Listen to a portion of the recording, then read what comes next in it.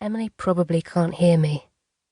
Putting my cup of tea on the worktop, I go down the narrow corridor to the spare room and knock on the door. "Emily, are you up?" The door opens suddenly, setting me off balance for a moment, but I right myself and look my sister up and down. "You're not ready yet. It's nearly 12. We can't be late, not today." "Sorry, I lost track of time," Emily explains. She clearly isn't as concerned about the time as I am, which riles me a little bit, but I bite back the response that's forming in my mind. "Come on, you know what morning will be like if we're late," is all I say. If in doubt, I always project my own grumpiness onto someone else.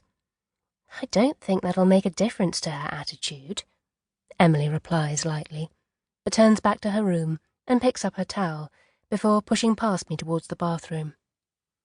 I watch my sister until the door closes, still struck by how eerie the likeness between us is.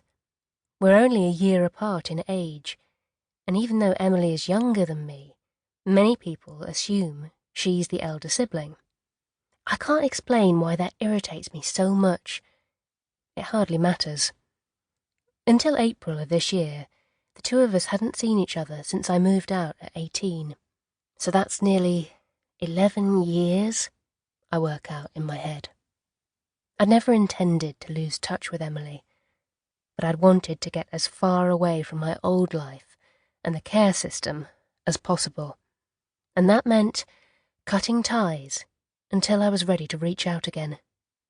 But time went on, and it never seemed like the right moment. In the end, it was Emily who tracked me down and offered the hand of friendship, which I have been trying to accept over the last 8 months, but with very little success. It was a little awkward yesterday, and I can still feel some of that tension hanging around today. Emily had insisted it was important that we spend Christmas Day together, and I could see her point, so I reluctantly agreed. When it came to it, though, it was clear we would both have preferred to be doing what we usually did. Emily, spending the day with friends in London, me, either working or spending the day in my pyjamas with Netflix and junk food.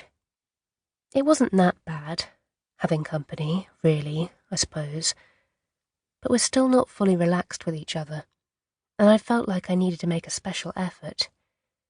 Maybe if I'd never been to Emily's place in London, I would have felt differently, rather than feeling self-conscious about having her in my own tiny flat. While Emily showers, I wander back through to my little living dining kitchen area and pick up the cup of tea I abandoned a few minutes ago. The pale purple mug is chipped in 2 separate places, and the glaze is wearing off the handle. I bought it as part of a cheap crockery set in a bargain store when I first got my own place. Most of the set has broken over the intervening years, and I've gradually bought other things, so my plates and bowls are now a mishmash of different colours and styles, whatever I could afford at the time. There was none of that when I went to stay with my sister a few weeks ago.